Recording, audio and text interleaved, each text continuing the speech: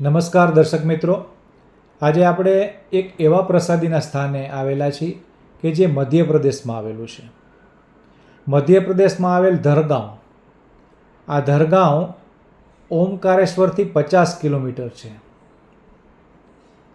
ઇતિહાસ એવો છે કે ધરગાંવના હરિભક્ત ગોવિંદભાઈ પટેલ વારંવાર મહારાજના દર્શને વડતાલ આવતા અને એક વખત ગોવિંદભાઈ પટેલે મહારાજને કીધું કે મહારાજ, વડતાલથી ધરગાંવ આવવામાં અમને ઘણા બધા દિવસો લાગે છે અને અમે અવારનવાર આપના દર્શને આવી શકતા નથી, એટલે આપની મૂર્તિનું જો અમને દરરોજ સુખ મળે એવી કંઈક દયા કરો.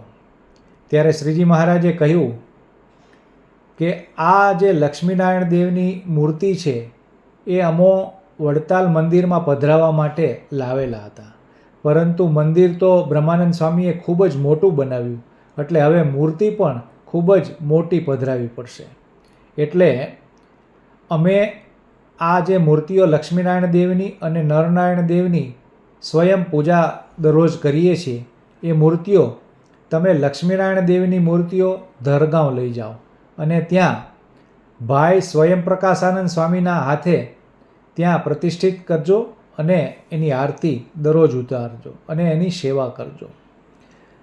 એમ લક્ષ્મીનારાયણ દેવની જે મૂર્તિ છે એ ગોવિંદભાઈ પટેલને મહારાજે ધરગાંવ પધરાવવા માટે આપેલી અને ગોવિંદભાઈ પટેલે અહીં ધરગાંવમાં નાનું એવું મંદિર બનાવીને એ મૂર્તિની પ્રતિષ્ઠા સ્વયં પ્રકાશાનંદ સ્વામી પાસે કરાવેલી. વર્ષો જતાં ગોવિંદભાઈ પટેલ અક્ષરધામ સિધાવેલ અને પછી એ મૂર્તિની સેવા પૂજા બરાબર થતી નહોતી, એટલે અહીંના દેવપ્રકાશ સ્વામીએ જહેમત લઈને એ મૂર્તિને ગામની બહાર મંદિર બનાવીને ફરી આચાર્ય મહારાજ દ્વારા પ્રતિષ્ઠિત કરાવી.